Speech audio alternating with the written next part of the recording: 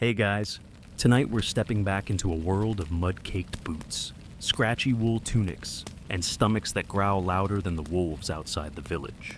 You are a medieval peasant, probably named John or Marjorie, waking up on a straw mattress that's somehow colder than the dirt floor beneath it. The sun hasn't quite risen, but you can already smell the day ahead. It smells like damp wood smoke, cow breath, and turnips again. Your breath fogs in the morning chill. There's no fire lit yet, no bread baking, no bacon sizzling because you can't afford bacon. Instead, breakfast will be a grayish soup called pottage, made from whatever was left over last night, which was already made from whatever was left over the night before. There may be a chunk of turnip in there. You kinda hope there isn't. You probably won't survive this winter if the crops don't come through. But let's not get ahead of ourselves. So, before you get comfortable, take a moment to like the video and subscribe, but only if you genuinely enjoy what I do here. I'd love to know where you're listening from and what time it is where you are. Drop it in the comments. Now, dim the lights. Maybe turn on a fan for that soft background hum. And let's ease into tonight's journey together. You trudge outside, the sky barely gray. Your boots damp before you even make it to the cowshed. There's frost on the troughs. The animals are huffing steam. Annoyed you woke them before the sun, but you need milk. And milk doesn't wait. Your fingers are already numb. You dip them into the pail, pretending not to notice how thin the milk is this morning.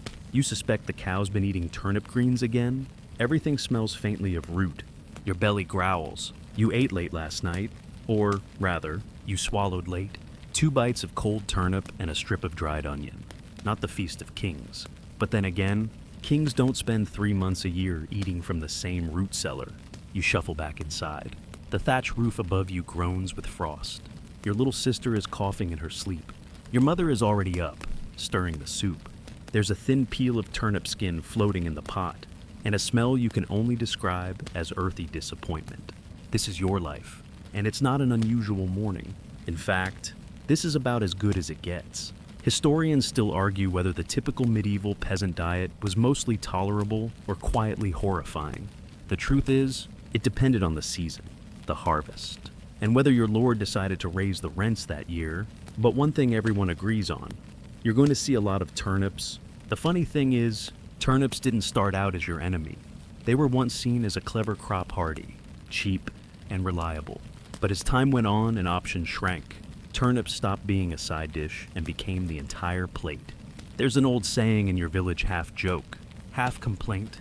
He who grows no turnip sleeps with hunger, but he who grows too many sleeps with regret. By midwinter, you'll know exactly what that means. As you eat, the silence of the morning gives way to the noise of the day tools clinking, doors slamming, and a far-off goat yelling for no reason. It's a poor village, but not a joyless one. Your neighbor is singing again. Badly, you finish your breakfast. It tasted like something not bad, just repetitive. Maybe it was last week's turnip, or maybe last year's. You grab your hoe and head to the fields. The earth crunches underfoot. You'll be tilling the same rows you've tilled since childhood. The soil is rocky, and you'll have to check the traps later for rabbits. But mostly, you're thinking about dinner, and whether it'll be turnips again. Spoiler, it will. You work all morning, stopping only when the church bell rings. That means midday. You have about an hour to chew on whatever the kitchen scraped together, and maybe warm your hands by a fire you'll spend half your lunch break building. Your friends complain over the meal. John says his teeth hurt from eating raw turnip. Alice claims her dog now refuses to eat them. Will, always the dramatic one, says he dreamt of a turnip last night, chasing him through the woods. And you know what? You believe him, somewhere in the back of your mind. You're starting to understand why people in the village joke that turnips are cursed, that they carry moods, that they listen when you complain. You remember when old Maud whispered, half serious, that one shouldn't speak ill of the turnip during a frost. You laughed at the time. You're not laughing now. By mid-afternoon, your stomach is already planning dinner, like a general preparing for war, cautious, strategic, and a little bit afraid of what's to come. Back in the field, your hoe hits something hard. Not stone, no, it's the bumpy skin of another forgotten turnip, still half buried from the last harvest. You sigh. You don't hate the turnip. Exactly. You hate what it represents. And that's what today's talk in the village is all about. The turnip tax. Yes, you heard that right. They've found a way to tax the very thing that's keeping you barely upright. Lord Bertram, who hasn't set muddy foot in the fields in years, has recently declared that every household must surrender 10% of their stored turnip yield. 10% of what you barely want in the first place? This isn't a joke. You drag your aching body home with the news bouncing between neighbors, everyone murmuring the same phrase. Even the turnips aren't safe. The tax collector arrives at dusk, he always does, wearing boots worth more than your entire roof. He doesn't even knock. He just pushes the door open and lets in a gust of cold air and disapproval. You watch your mother hand over 2 baskets. One of them was supposed to feed your family for the next week. The other, that one was hidden under a pile of straw and dung. But, of course, he knew exactly where to look. They always do. Historians still argue whether these taxes were officially sanctioned or just convenient greed disguised as law. But to you, it doesn't matter. What matters is that you're going to bed even hungrier than usual. And turnips, they're the currency of your suffering. The odd thing is, the turnip tax isn't even about nutrition or fairness. It's symbolic. Lords don't eat the turnips, they feed them to their pigs or let them rot. It's a show of power, a reminder that your hardship belongs to someone else, that even your roots are not your own. There's a bitter joke among the older peasants. At least the wolves don't charge rent. You chuckle, then realize your laughter sounds hollow. Back in your cottage, your sister asks if there's any more soup. Your mother shakes her head. The pot is nearly empty. Tonight's dinner will be small. A bit of coarse bread, half a turnip boiled until it's mushy, and a sprinkle of salt if you still have any. Your jaw is tired of chewing, not from this turnip, but from every turnip before it. The flavor is less vegetable and more memory of a vegetable that died confused. And as you chew, you wonder something both silly and dangerous. What if there were no turnips? What if the fields yielded nothing but wheat? Or apples? Or those little red berries you're probably not supposed to eat? What would the Lord's tax then? Your grandfather once told you that, in his youth, they grew leeks and cabbages more than anything else. But then the winters got harsher, and the wars came, and the pigs started dying. So they turned to the one crop that never said no, the turnip. It grows in bad soil. It resists frost. It doesn't need much love, but it demands your taste buds pay the price. The village priest claims that suffering purifies the soul, but even he flinched last week when someone served turnip stew during the Sunday fast. He murmured, "Even God must turn his face away from this pot." One scholar recently unearthed a parish record that listed turnip fatigue as a reason for a penitent's spiritual collapse. Not an official illness, mind you, but it paints a picture. The strangest thing, some peasants did try to fight back, not with swords, but with spoons. They flavored turnips with garlic, onion, even beer. They mashed them, pickled them, roasted them under ash. Nothing helped. You can season a stone, but it's still a stone. You hear someone outside your window, hawking dried fish at an absurd price. You sigh. At least fish don't grow in dirt and smirk at you from a basket. Later that night, lying in your creaky bed, you stare at the thatched ceiling and think about what tomorrow might bring. More mud, more cold, more aching bones. And, yes, more turnips. There's a knock at the door. Your neighbor John is holding out a small sack of barley flour. He says his wife bartered it from a merchant who actually prefers turnips. You look at him like he's just confessed to seeing a unicorn. Some folk are strange. He shrugs. Let him be. He walks away humming a sad tune about cabbages lost to frost. You place the flour next to your sleeping sister and stare into the dark. The house smells faintly of boiled root. Your fingers ache. Your jaw is sore. Your belly protests. But for now, you sleep. And tomorrow, the turnip will still be there waiting. The next day dawns gray and wet. Rain taps on the roof like a slow metronome, and you pull your cloak tighter as you step outside. Mud slurps at your boots. The fields are soaked. The air smells like damp wool and something faintly sour. You know what that sour smell is? It's turnips again. Or, more specifically, turnips that refuse to die. Turnips are like the guest who doesn't take the hint to leave.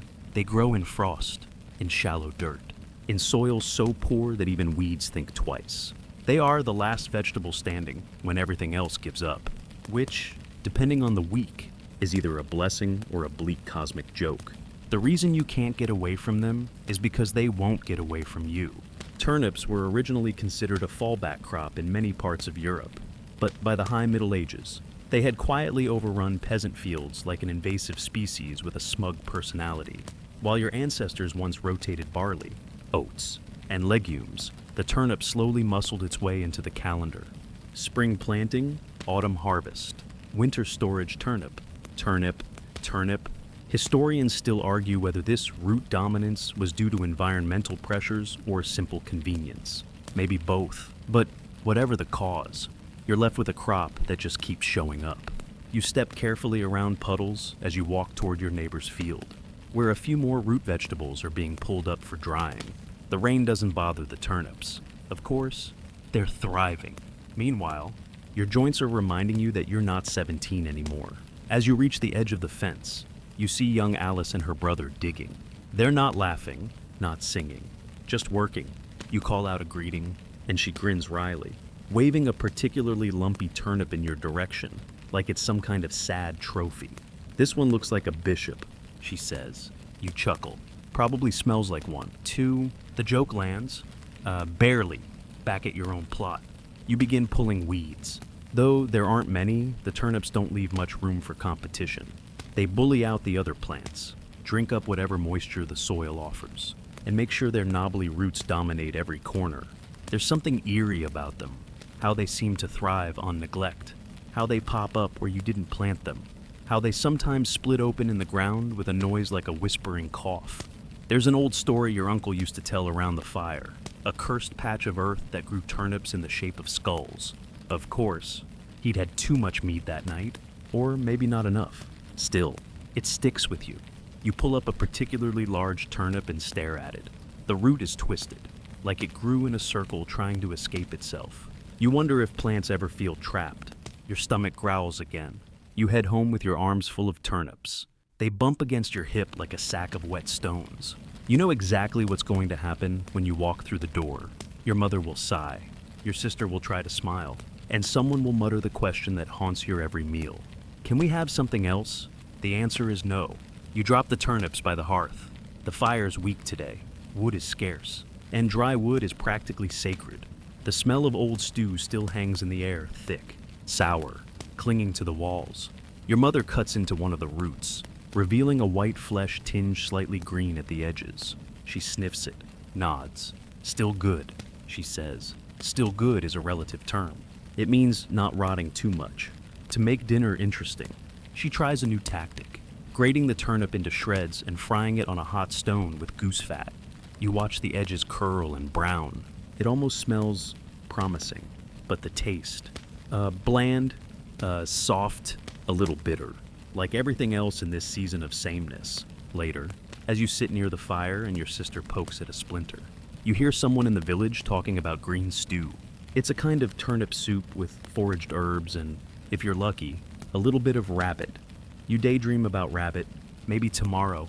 Your mother says, you both know she doesn't mean it. You lean back against the wall and close your eyes, trying to imagine a world without turnips. It's difficult, like imagining a sky without clouds or a winter without cold. Turnips have become part of your landscape, part of your bones. Still, the idea lingers an entire season where the fields don't cough up these pale, waxy lumps, where your meals come in colors other than beige, where your breath doesn't smell faintly of compost. You hear a child outside pretending to be a knight. He's battling a dragon made of firewood and declaring victory in the name of Saint Crispin. You smile. Then your smile fades as you realize he's using a turnip as his sword. The next morning, the frost is back. Your boots crunch over the hard earth as you make your way to the woodshed. The fire went out during the night, and now your breath fogs in the silence like a ghost that won't stop complaining. The cold is sharp enough to make your bones feel like glass. But you're used to that by now. What you're not used to, even after all these years, is how little you worry about the wolves. You were raised to believe they were monsters creeping through the darkness, eyes glowing, teeth bared, waiting for the chance to drag off a lamb, or worse. But truth be told, you've only seen a wolf once, and it was running away. Wolves, it turns out, are scared of people, or maybe just disappointed in the meat quality. After all, what's left on a peasant is barely worth chewing. Historians still argue whether wolf attacks were actually common or just hyped up by anxious villagers and overly dramatic monks. Some say chroniclers exaggerated the danger to make a point about sin and vigilance. Others believe the wolves were more like scavengers, opportunists, rather than true predators. But back in your world, the real threat isn't something with fur. It's something with skin and roots and a smug sense of invincibility. Because while wolves might eat you, turnips definitely will. Again and again and again, that wolf you feared as a child. He might have taken your goat. The turnip takes your joy. You drag an armload of half-damp wood back into the house. It smells like mildew and defeat. Your sister's already up, sweeping the dirt floor with a bundle of twigs. She sings a little song, something about a dancing bear and a lost hat. You're not sure it makes sense, but it helps break the silence. Breakfast today is shredded turnip fried with yesterday's bread. It has the texture of warm moss and the taste of, let's call it ambiguous. You eat it slowly, jaw moving on autopilot, eyes fixed on the small window where sunlight struggles to get in. You think again about wolves, how clean their hunger must be. Sharp, simple, but the turnip, it's sneaky. It pretends to be helpful. It hides in baskets and root cellars and soup pots. It thrives when everything else fails. You've heard it said that a wolf needs meat to live, but a turnip, it just needs your surrender. Later, you're sent to the village square to help repair a broken cart. The wheel has cracked again third time this month. You're not much of a carpenter, but no one really is, except for old Will, who insists he once worked for a noble house and once wrestled a wolf off his leg with a frying pan. You don't believe half of what Will says, but it doesn't matter. He's telling a story now loudly, with gestures, and people are gathering, not because the story's good, but because it's not about turnips. Will's tale is about a wolf that got into the larder of a traveling monk and ended up trapped in a barrel of salted fish. The image alone makes you grin. He ends it with a line that gets a full chuckle from the crowd. Better a wolf in the pantry than a turnip on your plate. You join in the laughter, not because it's especially funny, but because it's a release, a shared sigh. A moment where you're all reminded that the real predator in your life has leafy green tops and a smug, bulbous base. When the cart is fixed, you walk home past the chapel. There's a new notice on the door. It warns villagers to be alert for animal incursions in the outer fields. You raise an eyebrow. The last time anyone saw an animal incursion, it was a badger stealing eggs. You step into the cottage to the smell of boiling broth. Thin, always thin. You ask your mother what's for dinner, though you already know. Root soup, she says, with onion, if there's any left. There probably isn't. You sit by the fire and stare into the flames. Outside, a dog barks, and a sheep bleats in irritation. But there's no howling, no scratching at the door, no gleaming yellow eyes in the dark. The wolves are far away, if they're even still around at all. Meanwhile, the turnips are right here on the shelf, in the pot, in your bowl, unavoidable, indestructible, the true apex predator of your life. And when the wind blows just right, you swear you can smell them in the rafters. You wake up to the sound of dripping, rain again, or maybe snow melt. Hard to tell when your roof leaks in multiple languages. Your blanket is damp at the edges, your toes colder than they were when you fell asleep, and your back aches from the way the straw mattress sagged overnight. It's barely morning, but the fire's already out, and the smell of root vegetables is already creeping from the hearth. Your mother is stirring something in a pot. She doesn't say good morning. She just gestures at the turnip you left by the door yesterday. It's time for breakfast, but not just any breakfast. Today, she's doing something experimental. She's burying the turnip, just the skin, she explains, like this will somehow improve everything. You nod. You've heard of this before. Some folk believe that burying the peel of a bitter turnip overnight will confuse the evil in it. Something to do with the spirits of the soil, or bad humors, or more likely grasping at anything that might make this meal less miserable. You help dig a small pit just outside the door. The ground is half frozen, and the turnip skin sticks to your fingers like regret. You pat the earth down gently, as if this were a proper burial. You both mutter a few words, nothing formal, just enough to say, "Please don't make us sick this time." Historians still argue whether these rituals were symbolic acts of resistance or just superstition born from culinary desperation. Some records mention root burial charms in old herbal manuscripts, alongside remedies involving frog spit and moonlight. None of it worked, but that was never the point. When you can't change the meal, You try to change the meaning. You go back inside and sit by the hearth, watching the soup bubble. The water is cloudy. There's a floating sliver of onion, maybe 2 lentils, and the faint shadow of something green that might have once been parsley. The turnip chunks bob like tired swimmers. It smells edible. You each take a bowl and sip in silence. The taste isn't better, exactly. But maybe it's a little less sharp. Maybe the soil ghosts approved. You glance at your sister. Her eyes are closed as she chews slowly, imagining something better. She once claimed she could taste apples if she concentrated hard enough. No one challenged her. Later, you head out to the fields again. Today's task? Clearing weeds and inspecting the storage pits. You lift the lid on the root cellar and wince at the earthy wave of scent that greets you. Some of the turnips have started to rot, just a few, but their influence spreads like gossip in a cloister. You grab a spade and start removing the worst of them, muttering apologies to your nose. There's something about a rotting turnip that defies language. The smell is a warm, somehow, as if the vegetable is not decaying, but plotting. You throw the worst offenders into a heap by the compost. Flies are already circling. You wonder if they know something you don't. Nearby, your neighbor Alice is checking her own stash. She nods toward your pile. "Burn them," she says. "I buried one last week and it came back angrier." You laugh. Sort of. She tells you about her grandmother's trick, rubbing a cut turnip with salt and hanging it in the smokehouse for 3 days. Supposedly, it keeps better that way. Supposedly, you try it. Why not? You've tried everything else. By late afternoon, the sky turns that strange, pale gray that promises either snow or disappointment. You retreat inside. The turnip you salted is now suspended over the fire on a string. It spins slowly, like a ruddy pendulum measuring the time you've wasted on this world.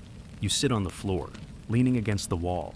Your mother hums a little tune while she sews a patch onto your sister's cloak. The dog is asleep in the corner, dreaming of a better meal.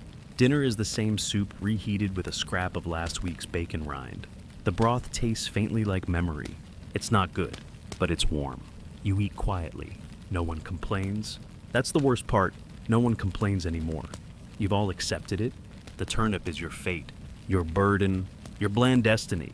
Still, you try to remember the first time you had one. You were maybe 4, and it was roasted. Crispy around the edges, seasoned with thyme. You loved it. Funny how love turns to tolerance, then to dread. You crawl into bed, head still full of the turnip smell that clings to your clothes. Your hair, your everything. As you drift off, you hear the wind against the shutters. Not a howl, just a sigh. You prefer the wolves. You're awoken by bells, not church bells. Those only ring for mass and minor disasters. These are kitchen bells, and that can mean only one thing. Someone's trying to be festive. You groan. It's Saint somebody or other's day. You can't quite remember which one there are too many. And frankly, most of them were probably invented by the monks to break up the bleakness of the calendar. But this one matters because it's a feast day. Emphasis on the quotation marks. In theory, feast days are meant to be joyful occasions of communal food, music, and very questionable dancing. In reality, it's still turnips, just more of them. And sometimes someone puts a dried plum on top and calls it pudding. You trudge into the village square, where the celebration is already underway. There are garlands made of wilted cabbage leaves. Children are running in circles, chasing a stick someone declared a dragon. And in the center of it all, a long wooden table with pots big ones steaming ominously. The priest stands at the head of the table, smiling like a man who's been pretending to enjoy things for 20 years. He gives a short sermon, the kind meant to bless food and keep expectations low. You listen, sort of. Your eyes are fixed on the pots. Inside is the same thing as always. Stewed root vegetables. Carrots, if someone's lucky. Potatoes, if someone's a thief. And turnips, because, of course. You ladle yourself a bowl. The soup is thick, the color of damp parchment, with a few spices that someone's cousin brought back from a market 3 towns over. The smell isn't bad. The flavor, still bad. But you're not the only one faking joy. Everyone else is too. Across from you, John bites into a boiled wedge and blinks rapidly. "Could use more salt," he mutters, eyes watering slightly. Alice, sitting beside him, takes a bite and nods slowly, solemnly. "It's festive," she says. "I can tell because it's not cold." Historians still argue whether these feast day meals were genuinely celebratory or simply social obligation with boiled garnish. The records describe them as occasions of community and cheer, which sounds suspiciously like a nobleman's way of saying slightly less miserable than usual. You chew in silence. Then the music begins. It's a fiddler, of course, and he knows 3 songs. He plays them all at once. Somehow, the rhythm is confusing but oddly hypnotic. Someone starts clapping along out of time. Children attempt a dance that looks like coordinated staggering. You join in eventually, because what else is there? You stomp and spin and forget your aching joints for half a song. The mud sucks at your boots, your hands are cold, and your stomach is full of root soup. But for a moment, you're not thinking about the turnips, until the priest announces the next event, a carving competition. No, not wood, not stone, turnips. You groan quietly. Villagers produce their offerings, some simple, some terrifying. There's a turnip shaped like a dog, one with a crooked smile, another that looks a bit too much like Lord Bertram. Yours is a face. You think, you tried, you don't win, but you don't lose either. That honor goes to a child who hollowed theirs out and wore it as a mask, which is both clever and deeply unsettling. There's something about the way the eye holes leak broth that makes you question reality. You clap anyway, because it's a feast day, and that means pretending. Later, you help clean up the pots. The priest thanks you personally, handing you a small ribbon as a token of gratitude. It smells faintly of mildew and incense. You nod politely and try not to wrinkle your nose. Back at home, your mother is waiting with what she calls a surprise. You brace yourself. It's fried turnip slices with honey drizzled on top. You eat one. It tastes better than you expect, but not enough to ask for another. The surprise is that it's still a turnip. You lie in bed that night, arms sore from dancing, jaw sore from smiling. The festival did its job. It distracted you. For a few hours, the village was alive with noise and jokes and very, very questionable interpretations of music. You almost forgot the root at the center of it all. Almost. As you drift off, you imagine a true feast cheese. Meats. Pies with crusts so flaky they practically breathe. You imagine flavors you've never even tasted, only heard described by travelers. Cinnamon, figs, almonds roasted in sugar. But as you fall asleep, your tongue is still coated with the cloying aftertaste of honey and boiled root. Even in your dreams, the turnips follow. You wake to bird song, which is a little suspicious. Birds don't usually sing in weather like this. It's gray and drizzling, and the wind sounds like it's trying to file a complaint through your shutters. Still, you get up, because you always do. There's a strange silence in the house, not the peaceful kind, the tense kind, the kind that suggests something's gone missing, or someone's done something they're about to lie about. And sure enough, your mother's standing by the hearth with a look that could curdle cream. "We're out," she says. You blink. Out of what? She nods toward the larder. Turnips, for a moment. You're not sure whether to feel relief or terror. On one hand, the absence of turnips feels like a blessing. On the other, what are you supposed to eat? This is not a joke. In a house like yours, running out of turnips isn't just inconvenient, it's dangerous. You rely on their stubborn ability to survive, to wait, to rot slowly enough to be considered dinner. You glance at your sister, who's avoiding eye contact, then at the dog, who looks guilty despite being incapable of opening cellar doors. You sigh. This means one thing. You're going to have to borrow, which is a polite way of saying steal. If you're hungry enough, you pull on your cloak and step into the mud. You don't go to Alice's house. She's too clever. You don't go to John's either. He keeps his cellar locked like it's guarding gold. No, you go to Old Maud's place. She's hard of hearing and forgets what she's stored.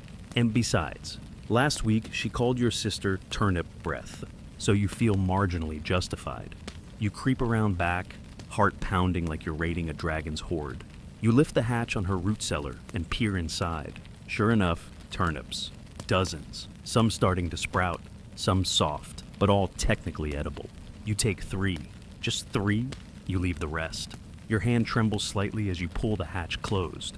Historians still debate the extent of petty food theft in rural medieval villages. Was it rampant, or just deeply shameful when it occurred? Most agree it happened more often during the hungry months, those long stretches between planting and the first green shoots. But finding solid records is tricky. People don't tend to brag about stealing root vegetables. You slink home and hand the turnips to your mother. She doesn't ask. No one does. That night, the mood at dinner is weirdly cheerful. Everyone knows where the food came from, but no one says it. Your mother slices the turnips thin and pan-fries them with nettles. Your sister even hums as she eats. You don't speak, you just chew, slowly, wondering if Maud will notice, wondering if she'll say something at Sunday prayers, wondering how many other families are doing the same thing right now, borrowing from neighbors who may or may not be able to spare it. It's a quiet crime, a sleepy one, but a crime all the same. And yet, this is survival. You remember when there were pigs, when you were small, and your father was still around, and the pigs in the sty gave off heat and hope. But they're gone now. Disease, or taxes, or wolves you can't quite remember. And after the pigs went, the turnips multiplied. You scrape your bowl, there's not a drop left. You lie in bed that night, heart still racing a little. You've never stolen before. You wonder if it will taste different tomorrow. The turnips, of course, will taste the same. You wake the next morning with a stomach ache. Nothing new. You assume it's just the usual combination of cold weather, poor posture, and a diet made entirely of underground vegetables. But as the morning wears on, the ache turns into something more like a complaint, then a protest, then a small, root-based riot happening somewhere below your ribs. You are not alone. By midday, half the village is experiencing what the priest gently refers to as digestive unrest, and what your neighbor bluntly calls turnip revenge. You're careful not to laugh. Too hard, laughing jostles things. It's a known phenomenon. Too many turnips, not enough of anything else. There's something in them, some bitter compound that doesn't sit well when eaten for weeks on end, especially when they're old, half rotten, or creatively reheated for the 5th time in a row. Your mother mutters that next time she'll try boiling them with vinegar, or beer, or hope. Historians still argue whether the turnip's bad reputation for indigestion is exaggerated by folklore or actually grounded in the vegetable's chemical profile. Some suggest that high fiber content in poorly cooked turnips could cause bloating, while others blame naturally occurring glucose, enolates, compounds that resist digestion and smell faintly of betrayal. You lie in bed, curled slightly, trying not to move too much. Your sister is reading a story aloud, something about a fox and a clever goose, and you appreciate the distraction. But every time someone in the story eats something, you wince, because there are 2 kinds of hunger in a medieval peasant's life. The gnawing kind that follows you like a shadow, and the churning kind that punishes you for briefly defeating the first one. You begin to understand why some people in the village talk about turnips like they have personalities, that they choose when to be kind and when to revolt, that a soft spot in the flesh is actually a warning sign, a tiny bruise of vengeance. This isn't superstition. This is lived experience. Your uncle once told you that he met a man who swore turnips made him dream of thunder. Not hear it, dream it. Deep, growling thunder that shook his bones and lingered after waking. At the time, you thought it was just an old man's rambling. Now, you wonder, because last night, your dreams were full of storms, and roots, and something chasing you slowly but confidently through a foggy field. You weren't sure whether it was a wolf or a turnip. You sit up, carefully. Outside, the rain has stopped. You open the door and let in a draft of cold air and birdsong. For a moment, you just breathe. You don't smell turnips. Not yet. But the calm doesn't last. Your mother pokes her head out of the pantry and frowns. "It's back," she says. You follow her to the root bin. One of the turnips, the largest one, is going soft in the middle. Not moldy, not visibly rotten. Just wrong. The kind of wrong that suggests it's thinking about something. You suggest throwing it out. Your mother disagrees. She says it's still food. Just needs a boil. You let it boil. For hours. The smell fills the house like fog on a battlefield. You don't eat it that night. None of you do. You all pretend you're too tired or too full or too distracted. The truth is, you're all scared of it. Even the dog won't sniff it. That night, you dream again. This time, you're in the village square. It's empty. The sky is violet, and the ground is covered in turnips, stacked, lined, watching, no eyes, no mouths, just presence. One of them cracks open. You wake with a start. The fire's burned low. The air smells of wood smoke and mild regret. You look over at the hearth. The pot is still there. The turnip still hasn't softened. You roll over and pull the blanket tight. Tomorrow, you promise yourself, you're eating anything else. Grass, maybe, bark, anything but that. By now, it's not just about the turnips on your plate. It's the idea of turnips, the weight of them, the inevitability, the way they haunt the edges of your day like a persistent thought you can't shake. You're not imagining it, not entirely. The fear is real, but it's a particular kind of fear. Subtle, creeping, like walking into a cold room you didn't know had a window open. This morning, as you walk the muddy path to the well, you pass the shrine of St. Bede. Someone's left a small bundle of herbs at the base. Next to it, unmistakably, is a single turnip. Not for cooking, for something else. You don't ask, you don't want to know. In the village, rumors have begun to stir again, like smoke from a banked fire. Turnips making people sick, turnips refusing to rot. One child reportedly found a ghost face in his bowl and refused to eat for 2 days. Someone else swears that their father's cough only started after they dug up a turnip on the wrong side of the solstice. It sounds ridiculous until you remember your dream last night. You weren't even in it, just watching a field breathe, in and out. Slow, rhythmic, beneath the dirt. You knew what was growing, and it wasn't wheat. Historians still argue whether medieval peasants truly feared their food or simply imbued it with folklore to cope with scarcity and repetition. Some anthropologists argue that fear, especially of food, comes not from danger, but from the psychological fatigue of having no choice. A wolf is clear. You run or you fight. A turnip just sits there. Today's tasks are simple. Mend a fence, patch the roof, check on the well. You do them slowly, methodically. You find yourself listening for things: wind, footsteps, anything other than the squelch of mud and the creak of your joints. But it's all quiet. Too quiet. When you stop for lunch, your mother serves something new. It's a flat cake made from barley and mashed root, fried crisp at the edges. You bite in. It crunches. It's not bad. Is it turnip? You ask. She nods. Doesn't even look up. Of course it is. You chew slowly. The fear isn't sharp. It's just there, under everything else. Like a draft you can't find the source of. Like a bruise you forgot you had. You remember when wolves were the stories children whispered by firelight.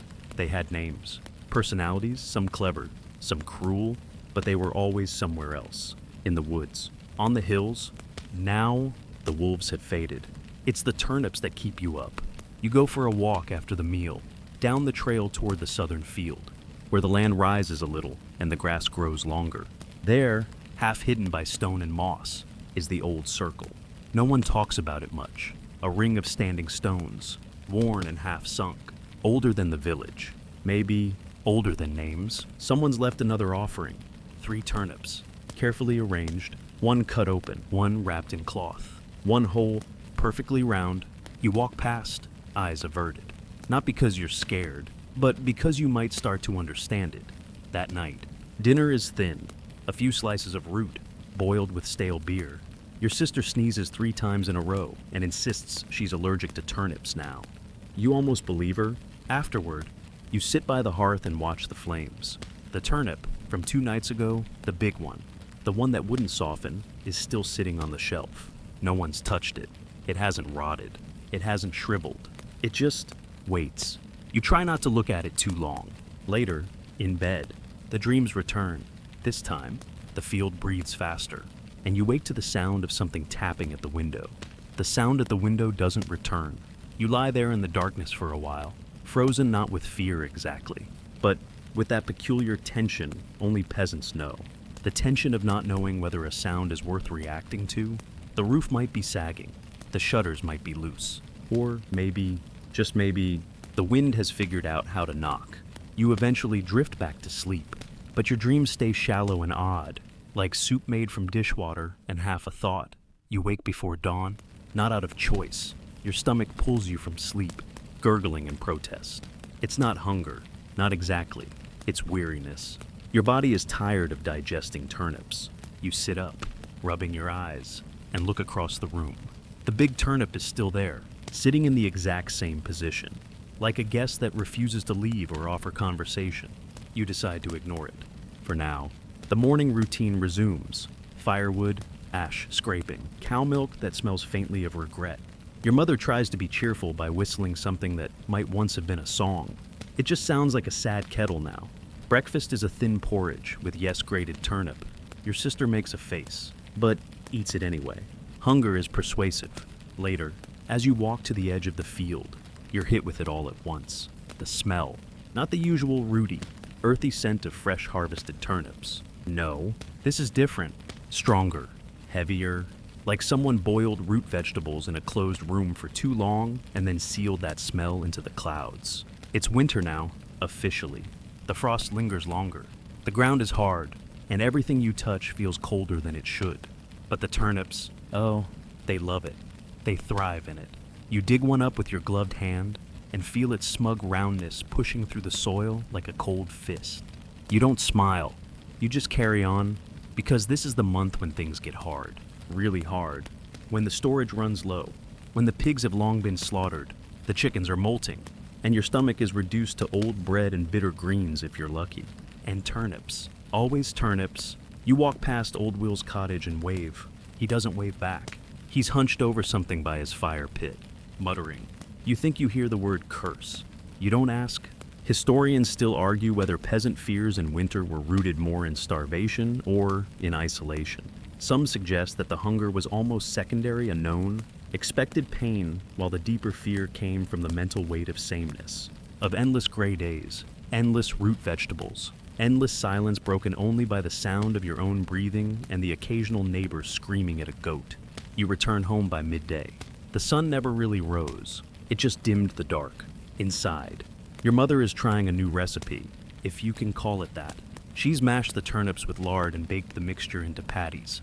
They're gray and stiff and smell a bit like laundry that got left outside too long. You eat one. It tastes like history. Afterward, you help your sister with her chores. She's tying bundles of herbs for the ceiling, dried things with names you only half remember. Wormwood, horehound, pennyroyal. She ties a small pouch and hangs it above the window. To keep the turnip dreams out, she whispers. You want to laugh, but part of you nods instead. As night falls, the cold sets in deeper than usual. You huddle by the fire. The big turnip on the shelf casts a strange shadow now longer than it should be. No one mentions it, but no one moves it either. The dog growls at it once, then curls into a tight, silent ball. You go to bed wearing extra socks and 3 shirts. The wind scratches at the walls. The air smells like root and ash and sleep. You close your eyes, and this time, your dream is simple. You are in a room, alone, and you're eating a bowl of warm stew. No turnips, just stew. You cry in your sleep. In the stillness of the next morning, you notice something off. It's not the sky, it's always gray. Not the air, it always smells like old smoke and old meals. It's the silence. It's the way no one's speaking. No one's clattering pots. No distant goats bleating in complaint. You step outside and see the reason. A crowd gathering at the edge of the square. You pull your cloak tighter and walk toward it, half expecting to find someone passed on, or a pig giving birth in public again. But no, this is something quieter. Stranger, a man is kneeling beside a smashed basket. Turnips all over the road. Cracked, muddy, exposed, and he is weeping. You recognize him. It's Bram, a laborer with too many kids and a laugh like a thunderclap. But now he's on his knees, sobbing over vegetables. Someone whispers, he stole them. Someone else says, from the monastery. A murmur ripples through the crowd, like ripples through thin broth. It's not that Bram stole, that's not shocking. It's where he stole from. The monks are generous, yes, but they're also petty, and they count their root vegetables with almost divine precision. Stealing from them is like stealing from God's pantry. You step closer. Bram looks up. His eyes are wild, red-rimmed. I didn't mean to, he mutters. They were soft, already bruised. I thought they wouldn't miss them. One of the monks arrives, robes swishing, face like unbaked dough. He doesn't shout. He doesn't need to. The judgment in his silence is louder than the church bell. You help Bram to his feet. He doesn't thank you.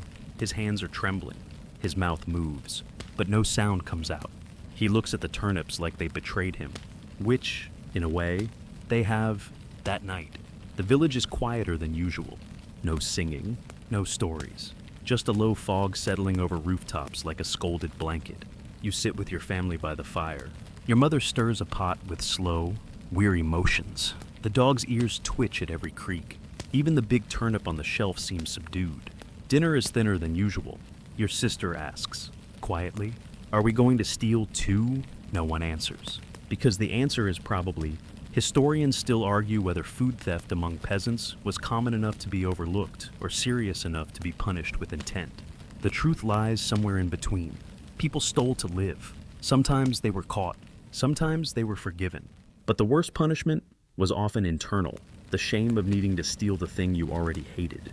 Later that week, you hear Bram's been ordered to fast for a month. A turnip-based fast. Not a lack of food, just a lack of other food. You can't decide whether it's punishment or poetry. The following morning, you walk past the monastery on your way to the river. You glance at the garden beyond the cloister walls, neat rows of leeks, cabbages, and, yes, turnips, plump and smug.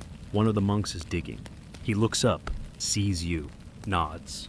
You nod back. That night, you toss the big turnip into the fire. No one stops you. It smokes. It hisses. It lets out a smell so foul it clears the room. But you swear you see it smile before it cracks open. The next morning, your mother doesn't mention the turnip. No one does. It's gone. Gone with the ashes and the night and that creeping sense that it had outstayed its welcome. The hearth is clean, swept twice just to be sure. The air smells like pine smoke and maybe relief. But outside, something's brewing.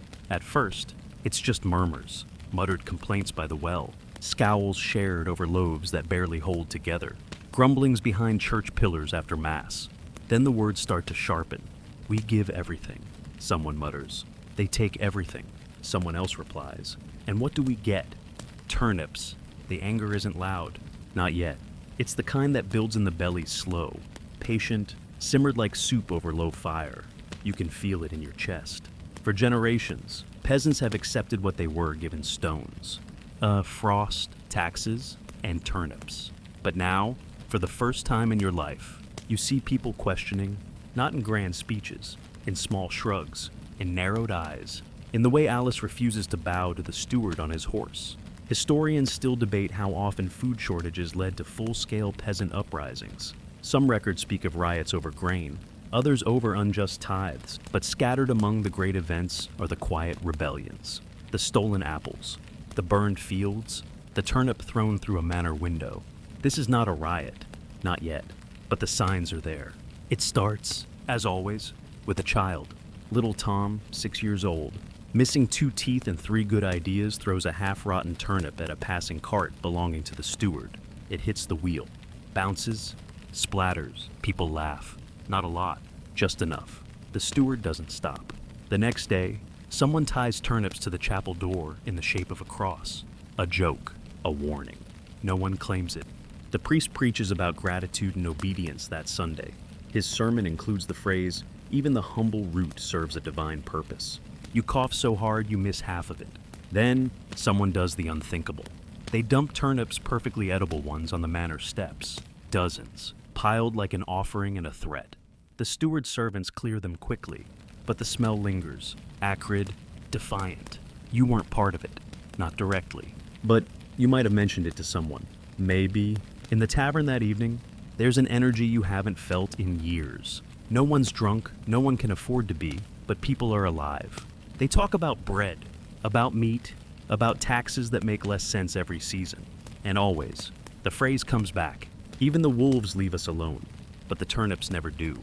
That night, your sister draws on the wall with charcoal, a wolf with a turnip in its mouth. She laughs. You do too. But the next morning, the laughter's gone.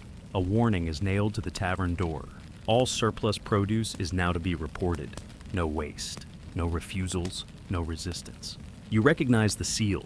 It's the steward's, but it might as well say, you are not allowed to hate the turnips anymore. So, of course, you do, and not just you. That night, 3 families refuse to deliver their surplus, small amounts. Technically, a handful here, a sack there, enough to make a point. The steward sends a messenger. No one opens their doors. Not long after, someone not you Definitely not. You leaves a carved turnip on the steward's porch. A face, smiling, with a crown made of moldy greens.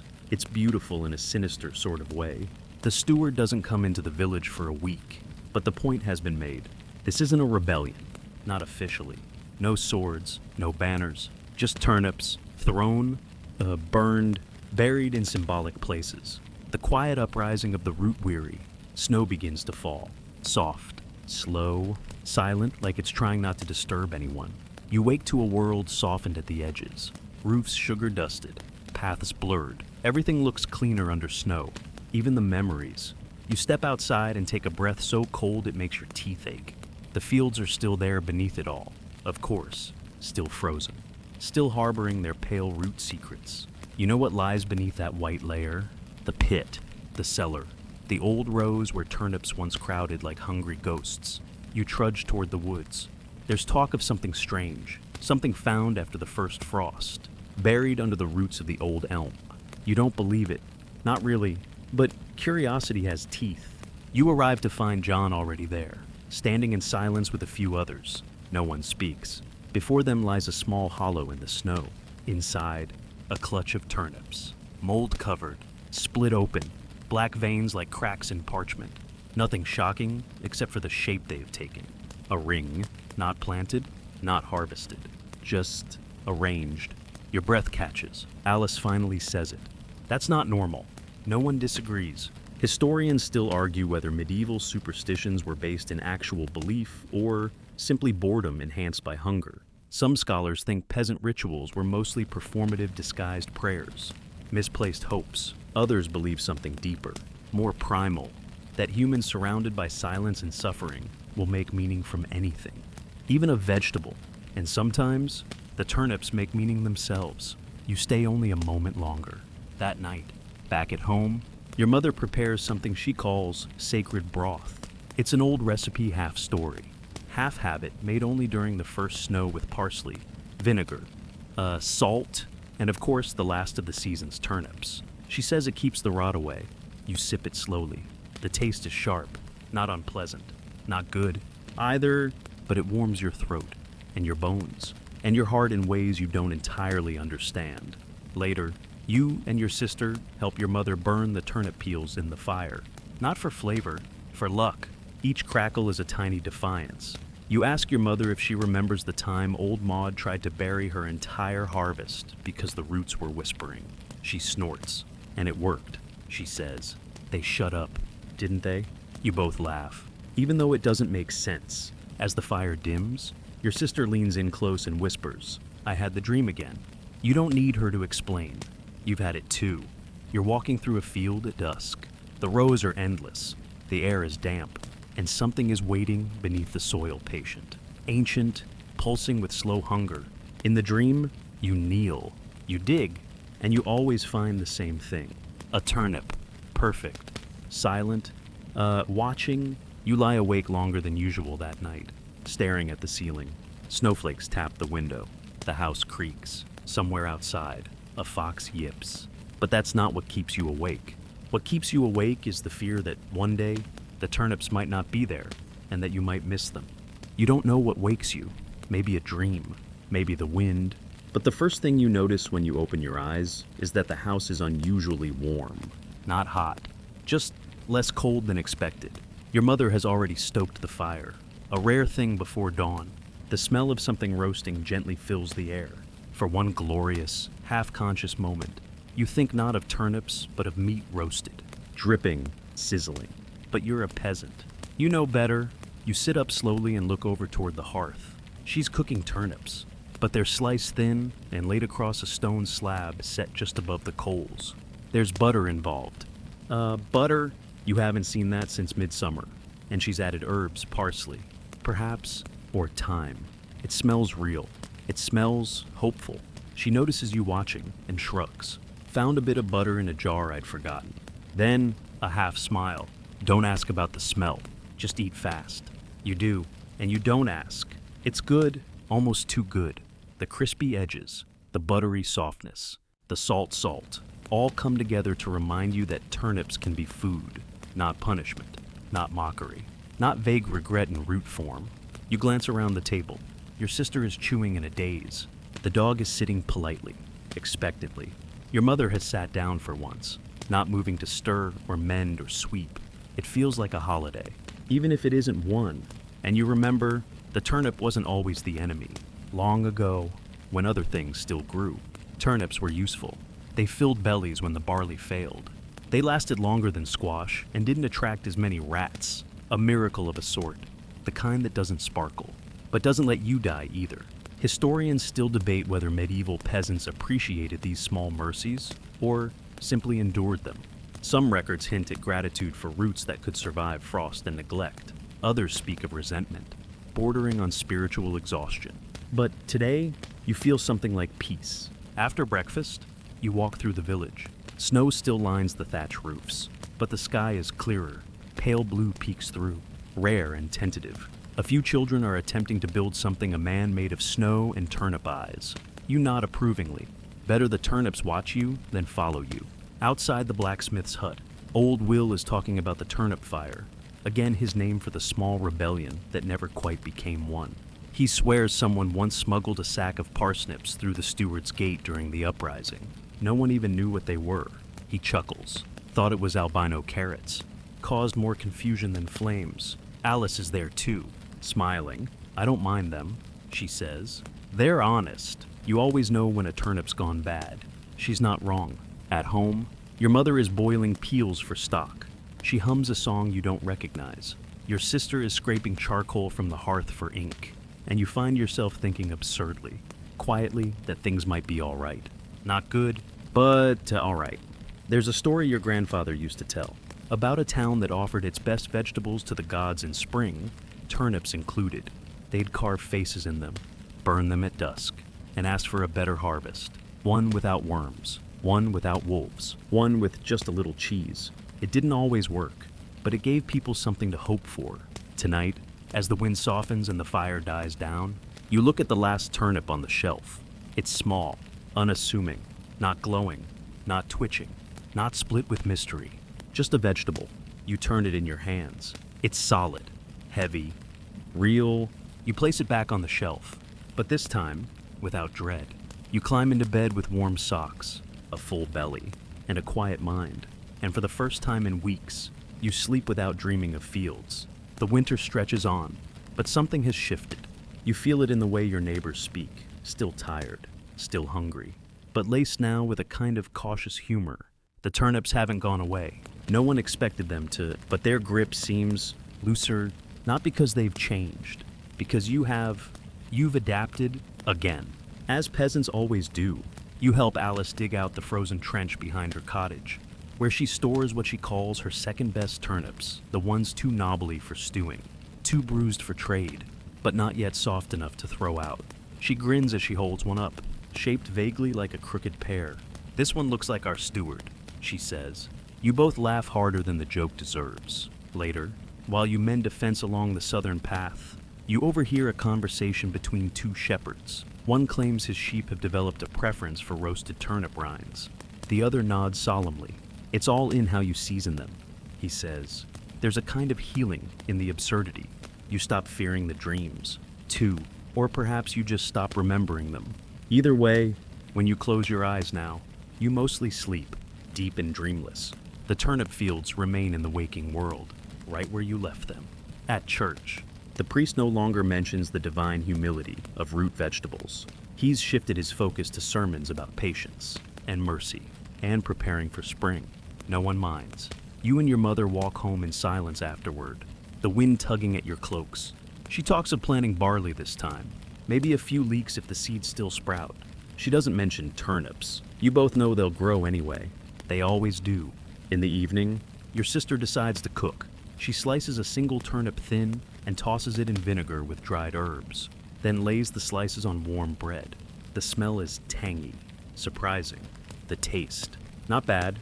You raise your eyebrows. She shrugs. Still better than stew, she says.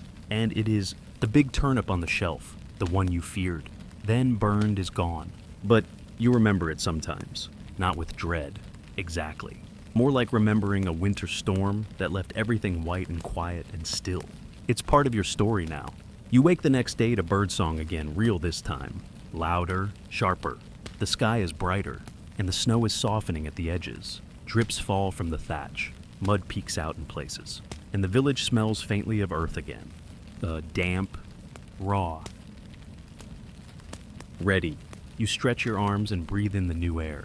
Spring is not here yet, but it's close. Your mother is sorting her seed jars. Your sister is sketching something on the wall in charcoal flowers, or maybe just stars. You step outside and squint at the sun. It's still cold, but it's also just warm enough to make you believe, for a second, that you might plant something different this year.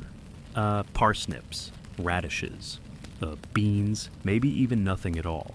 Maybe you'll let one row rest. Just one. Let the soil breathe. Let yourself breathe. Tonight, dinner is simple. Turnip mash, fried egg, barley bread. No surprises, no curses. Just food. You eat it slowly, watching the fire flicker. The wind is softer. The silence is peaceful. And as you crawl into bed, blanket tucked under your chin, you whisper to the dark, "Thank you, turnips. That'll do." And with that, the fire has faded to soft embers now, casting a gentle glow across the stone walls and wooden beams of your cottage. The wind outside no longer howls, it hums. A slow, sleepy rhythm that rocks the trees and sighs through the shutters. Your body is warm, your belly is full, your mind is quiet. You've walked through frostbitten mornings, endured endless pots of root-stewed sameness, and seen how even the humblest vegetable can leave its mark. But now, at the tail end of winter, something softer stirs inside you, a sense that the worst has passed, that the days are just a little longer, that the earth will wake again. You lie still, breathing slow. The blanket is scratchy but familiar. Your pillow smells faintly of smoke and herbs, and in the distance, you hear the faintest call of an owl, a lullaby in the dark. The turnips will still be there tomorrow, waiting quietly in the cellar. But for now, you don't need to worry about them. For now, you can rest. Your hands are tired, your thoughts are few, and the weight of the day has finally slipped from your shoulders like a heavy cloak dropped to the floor. Sleep comes easily now. The fire flickers once more, then fades, and you drift, and you dream of nothing at all. End of script. Sweet dreams.